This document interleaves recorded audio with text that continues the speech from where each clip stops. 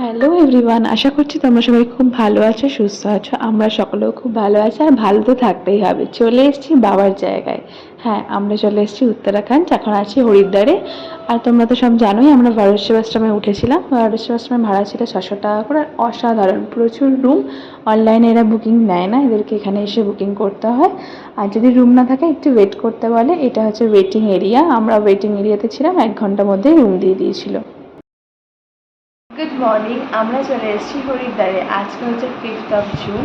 আমরা সকাল 4:30টার সময় ট্রেন থেকে নেমেছি, এসছি দুন এক্সপ্রেসে। তো তারপরে এসে আমরা চলে এসেছি ভারত সেবাশ্রম সঙ্গে। আমরা হরিদ্বারে থাকবো একটা দিনের জন্যই, মানে হচ্ছে কালকে আমরা এখান থেকে বেরিয়ে যাব গৌরীকুণ্ড। তো হচ্ছে আজকে রয়েছে আমরা ভারত সেবাশ্রম সঙ্গে। ভারত সেবাশ্রম সঙ্গে 600 টাকা দামের রুমে আমরা রয়েছি।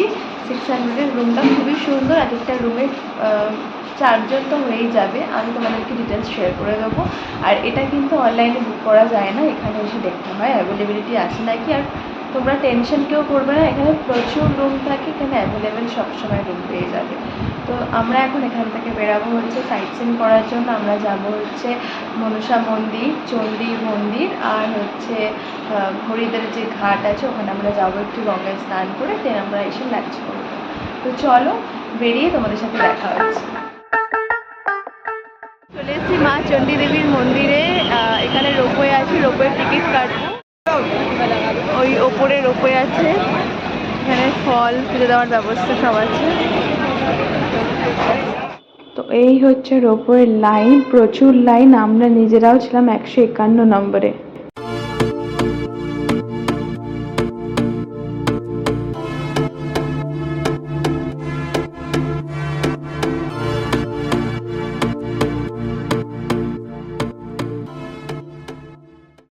আমরা রোপওয়ে করে চলে এসেছি চণ্ডী মাতার মন্দিরে। এখানে এখন চলো যাই, গিয়ে দেখাই। কান ফান বন্ধ হয়ে গেছে রোপওয়ে যখন উপরে উঠছিল। রোপওয়েতে যদি চণ্ডী মাতার মন্দিরে আসি তাহলে 220 টাকা করে নিচ্ছে, আর চণ্ডী মাতা আর মনসা দেবী নিলে 420 টাকা। এই হচ্ছে মাতা চণ্ডী মাতার মন্দির।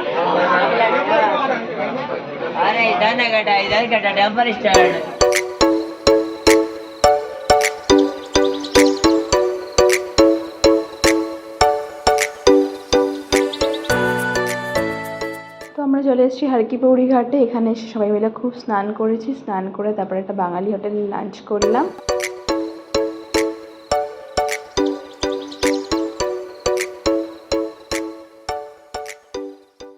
তারপরে বিকেল হতে না হতেই আমরা চলে এসেছিলাম হারকি পৌড়ি ঘাটে আরতি দেখতে। বাট এখানে এত ঝড় উঠেছিল, ঝড় বৃষ্টি হচ্ছিল, যার জন্য আরতিটাই দেখতে পেলাম না। তো